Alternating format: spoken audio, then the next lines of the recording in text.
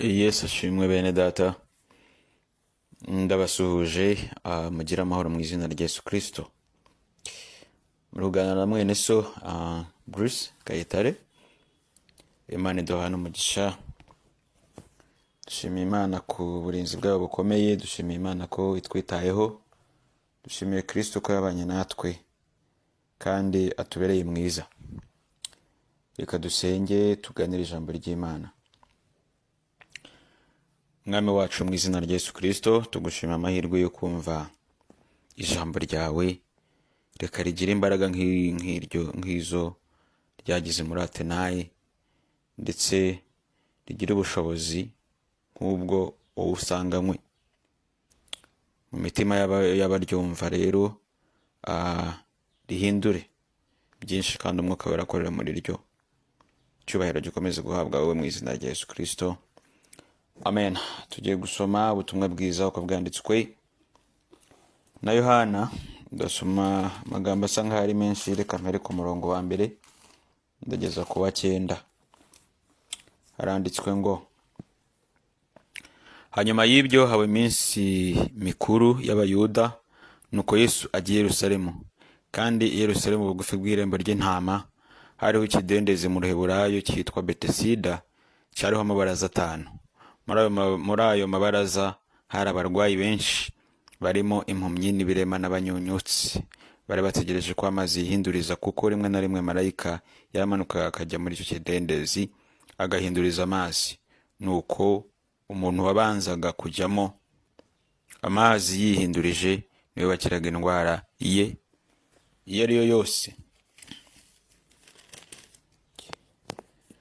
Hariho umuntu wari ufite indwara ayimaranye imyaka 38.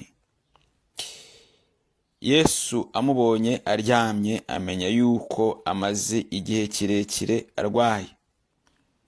Aramubaza ati, mbese urashaka gukira? Umurwayi aramusubiza ati, databuja, simfite umuntu njugunya mu kidendezi iyo amazi yihindurije. Nkiza undi antanga kumanukamo. Yesu aramubwira ati, byuka wikorere uburiri bwawe ugende. Muri ako kanya uwo muntu arakira, yikorera uburiri bwe aragenda. Haleluya. Ngiriwe ubuntu na Yesu bwo kuganira namwe ijambo ry'ubuntu, ijambo ry'imbabazi n'urukundo ruri muri Kristo Yesu,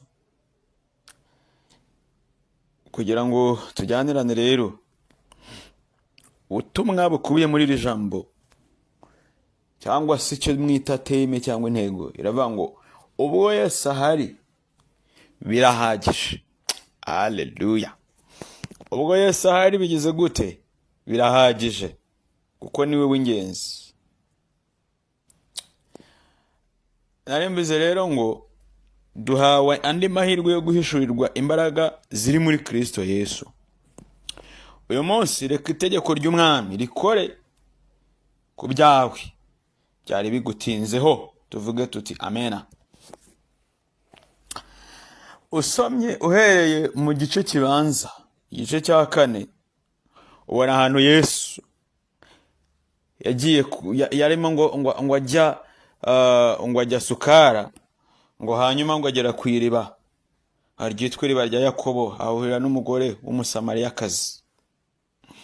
Ntabwo ndi bwinjire mu kiganiro kinini bagiranye, ariko twibuke ko ubundi abasamariya bafatwa nk'ubwoko bwanduye cyangwa se bw'abanyamahanga, kubera kuko mu mwaka wa 722 ndetse cyangwa se 721 mbere y'ivuka rya Yesu, igice cy'i Samariya cyangwa se cya Isiraheli y'amajyaruguru yaranyazwe, irangije inyagwa n'umwami wa Ashuri. Ngo arahasenya, arangije ngo azana abaturage ngo abatuza aho ngaho. Muri uko kubatuza aho ngaho rero ngo hagiye habaho icyo bita gushyingiranwa cyangwa se kurongoranwa n'abanyamahanga, bya bindi bita ngo intermarriages cyangwa se intermarriage.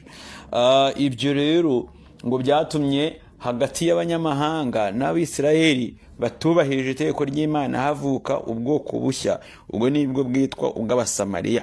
Icyo gihe rero bituma Abayuda nyakuri batangira kunena Abasamariya.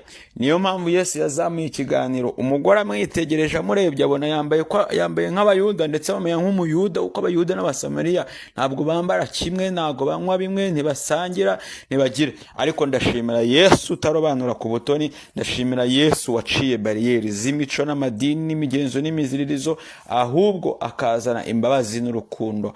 Yesu ngo aramubwira ati yewe yaba waruzi impano y'Imana ukamenya n'ugusabye amazi, nawe uwo musabye akaguha amazi y'ubugingo. Haleluya. Turashimira Yesu Kristo ko ari we rukundo rw'Imana rutagira umupaka. Haleluya. Niwe soko y'agakiza k'Imana kandi niwe soko y'iby'Imana yaremye, niwe bugingo buhoraho, kandi uwamunyoye ntabwo azagira inyota ukundi. Amen. Yesu nashimwe ko ari we ugenga ibihe kandi ntabwo akumirwa. Imbaraga ziwe ntabwo zigira ibihe cyangwa zigira imipaka, ntabwo ari ibya rimwe na rimwe, ahubwo ni iby'ibihe byose. Igice cya 4 kigumya kitubwira ngo Yesu akiza umuhungu w'umutware. Nimvuga umutware wumve umujenerali w'Umuroma wari waroherejwe n'umwami gukoloniza kiriya gice, ngo yumva amakuru, hanyuma yizera Yesu, afata urugendo n'ingabo ze, baragenda bicara ku mafarasi anyaruka cyane, baragenda munsi wenda kubashiriraho, ngo ariko ngo agezeyo ngo ahura na Yesu, aramubwira ati mwami wanjye, ngwino dore umugaragu wanjye agiye gupfa, ngwino mu rugo iwanjye atarashiramo umwuka.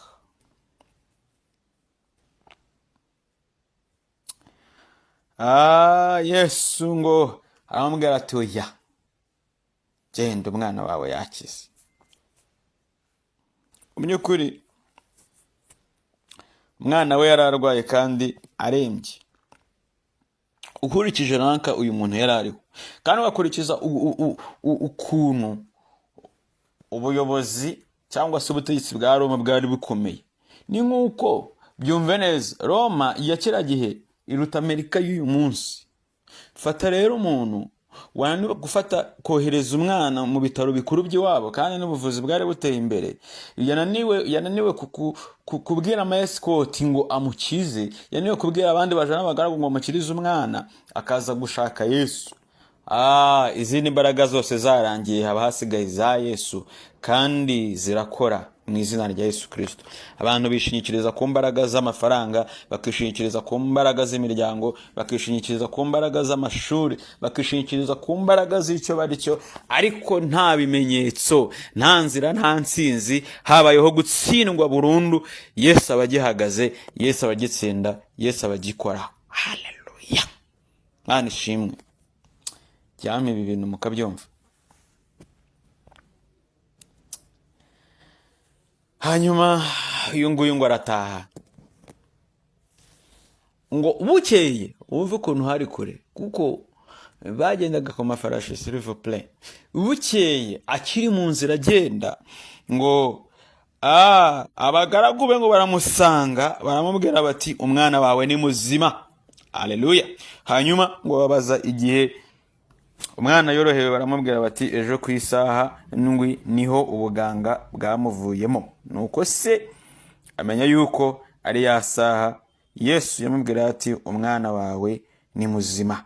Umwami umutware ngo aramwizera nabe binzu yose. Ndashimira Yesu Kristo. Ubundi yari bitangaza bitaranditswe, byari kujya bigorana ko twizera nk'uyu mutware, ariko yari umusirikare kuko azi ku itegeko rikora. Kandi hano bivuze iki? Biravuze ngo Imana yacu ni Imana ibera hose icyarimwe. Imbaraga za Yesu Kristo zibera hose icyarimwe, urasenga agategeka ibyawe bigakoreka. Niyo mpamvu nshobora kwicara hano i Kigali ngasengera umuntu uri muri Australia agakira mu izina rya Yesu Kristo, kuko izo mbaraga zirakora. Ibyo tuvuga turabizi, twarabibonye. Aho twasomye rero, dusomye ngo uyu muntu we ngo yari amaze imyaka 38 ku kidendezi aharyamishijwe n'indwara y'ubumuga bwari bwaramuzonze. Ko hari hazaga abantu bamugaye, ngo hakaza abanyunyutse, hakaza abaremaye, mu yandi magambo hakaza barwaye paralizi.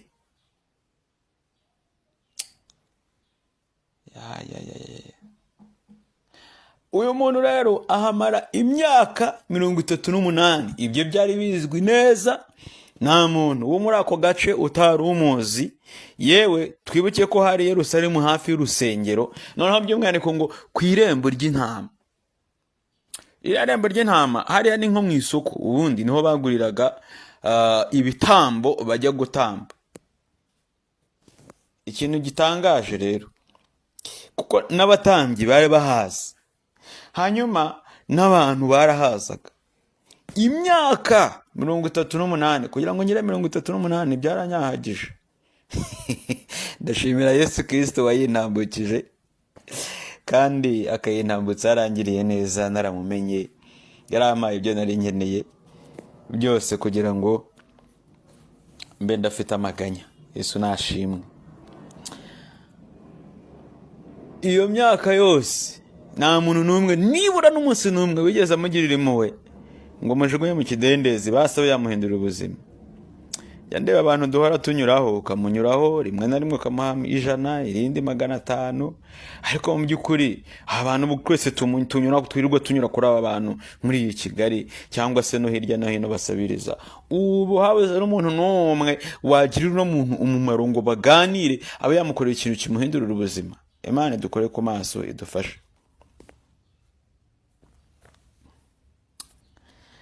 Ikintu nshimira rero, navuze turuganira ijambo rivuga ngo ubwo Yesu Kristo ahari birahagije. Kwari wose naravuze ngo ubwo Yesu ahari ntabwo bamfite. Haleluya.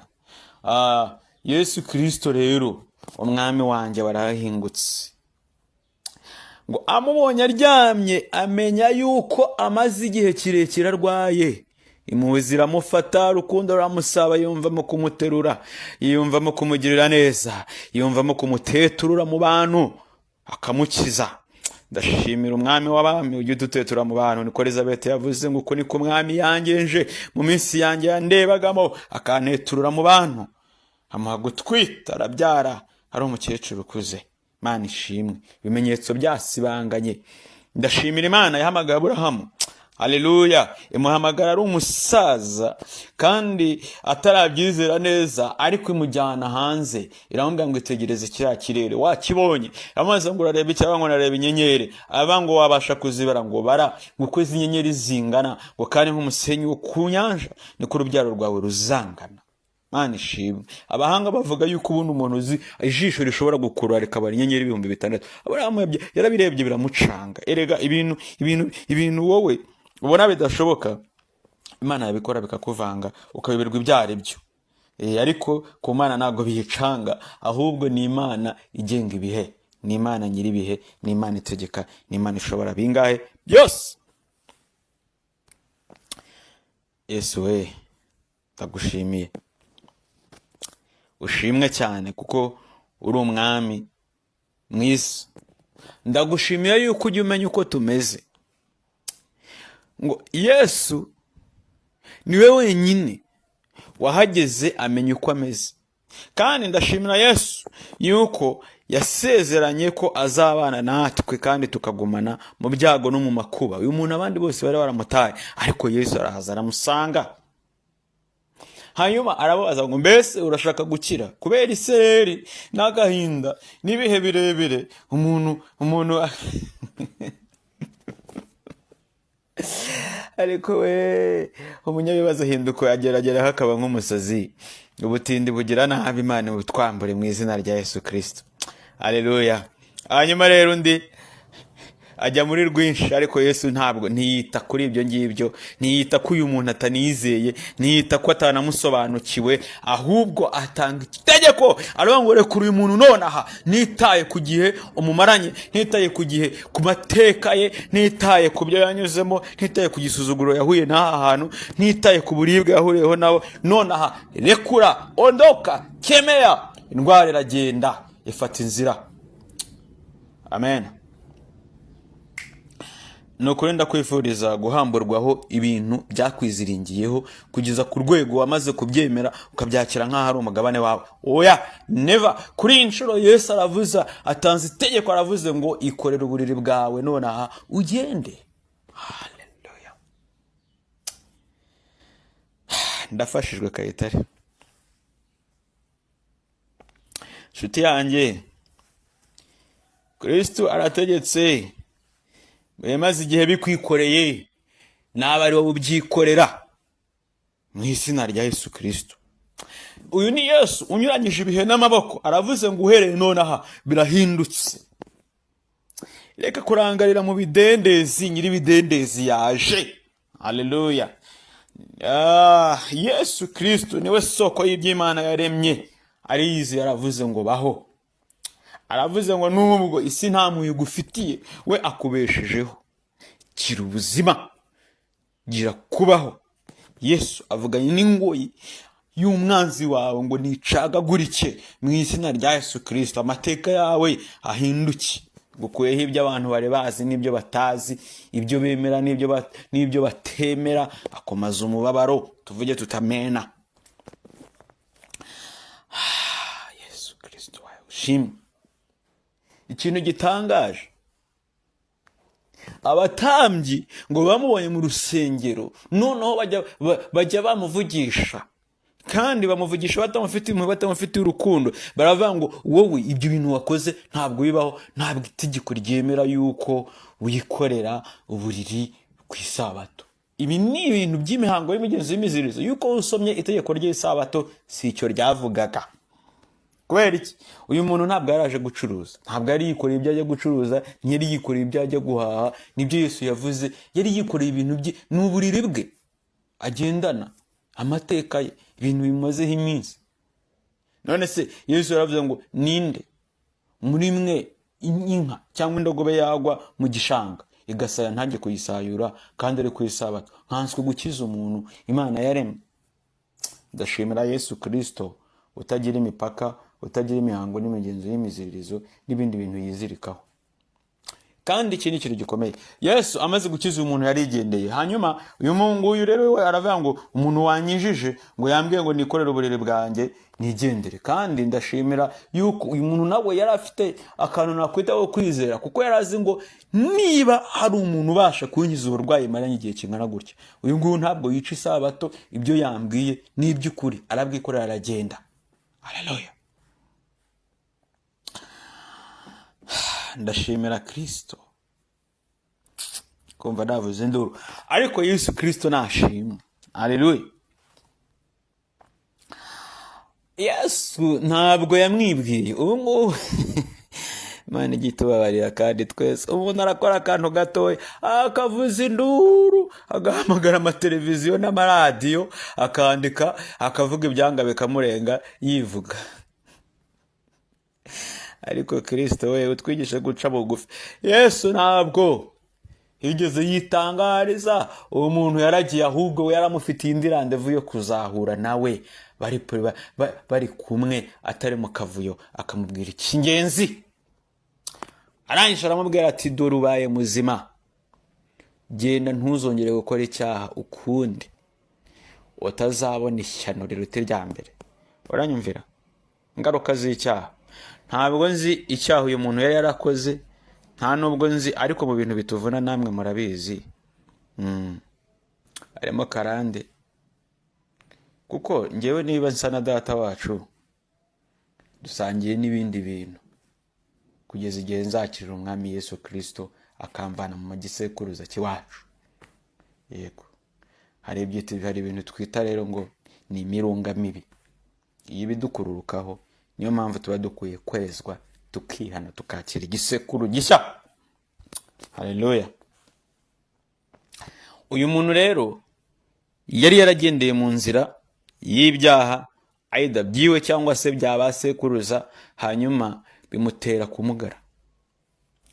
Nkiraha reka mbabwire, umuntu agiye gusenya, umuntu araje aramugaye rwose agendera mu kagare, hanyuma iyi ni inkuru irireyere cyangwa se inkuru y'ukuri. Hanyuma agendera mu kagare yarahinamiranye, hanyuma aza ku mukozi w'Imana arambwira ngo nsengera. Dore ko rero burya abantu basenga duhita tunasenga. Agiye kurambura ukuboko, ijwi riramubwira ngo no wimusengera. Agusubiza yagira agahinda, aravuga ati se kuki umbujije kumusengera? Abati afitanye ikibazo n'umugabo we, nubwo mbona ashaje afitanye ikibazo yagiranye n'umugabo we bakiri abageni. Aho niho hari ikibazo cyatumye amugara. Hanyuma aramubwira ati mubyeyi, bite byawe, amakuru? Kugira umwami agukize hari ikibazo ufite, kandi nubwo ngana gutya icyo kibazo wakigize uri umugeni. Nicyo cyaguteye kumera gutyo. Byagenze bite mbwira? Undi ararira, amarira aramurenga, ariko arangije aravuga ati muntu w'Imana, nashakaye n'umugabo wanjye dukundana, hanyuma murumuna wanjye aza kuba iwacu mu rugo rwacu, nuko umugabo wanjye aratinyuka anca inyuma, ryamana na murumuna wanjye, ndabafata ansaba imbabazi, mwereka ko nzimuhaye, ariko ntabwo nigeze nzimuha, ku gahinda karanyishe kugera na bugingo n'ubu. Ibintu rero bya trouble psychosomatique ntabwo ndibujye kubisobanura, ariko agahinda k'igihe kirekire burya gatera ubumuga. Tera paralizi. Hanyuma nuko aramubwira ngo rero aho rero niho ikibazo kiri, jya gushaka umugabo wawe, mubiganireho, mwiyunge, umubabarire, ubundi indwara ufite irakuvamo. Nuko byagenze, umuntu arakira, ajugunya akagare. Ndashimira Yesu ujuza akamenagura utugare, ujuza akavunagura utugare twenda kugenderamo kubumuga, ujuza akasatagura amasanduku, amaserike yenda kutwica, ujuza agashongesha amapingu yenda kudutwara. Mu izina rya Yesu Kristo akira ubuzima, wongere wakire kubaho. Ariko aramubwira ngo wirinde icyaha, wirinde gukomeza kugendera mu cyaha, utazabona ishyano n'irya mbere. Imana ishimwe, utazanarimbuka.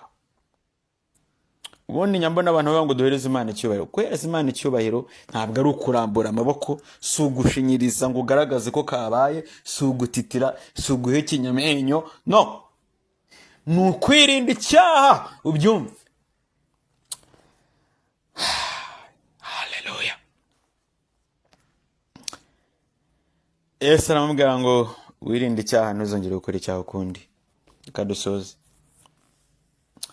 Ubwo Yesu ari rero birahagije, ntabwo nzi ibintu byakwiziringiyeho, sinzi ibyigenderamo, sinzi ibyumazemo iminsi, ariko wakira ubuhanuzi mu izina rya Yesu Kristo. Wikwirebaho, wireba abandi, wirangarira mu bidendezi, wireba igihe gishize, wirangazwa n'ubuhamya bw'abandi. Ubwo Yesu akugezeho, ubwo Yesu yongeye akugarutse muri uyu munsi, ubwo Yesu yongeye aje kandi azanye urukundo rwinshi, arategetse ngo ubaho, haguruka ugere aho utari warigeze ugera, haguruka wiha ibyo utari warigeze wiha, haguruka uhure n'abantu b'umumaro, haguruka wongere ubane n'umuryango, haguruka wongere wakire ubwiza iminsi yari yarakwatse, haguruka wongere wambare ibyo utari warambaye, wongere wubahirwe ahantu wasuzuguriwe. Gira ubuzima, gira ubugingo, gira kubaho. Nanone tuvuge tuti amen.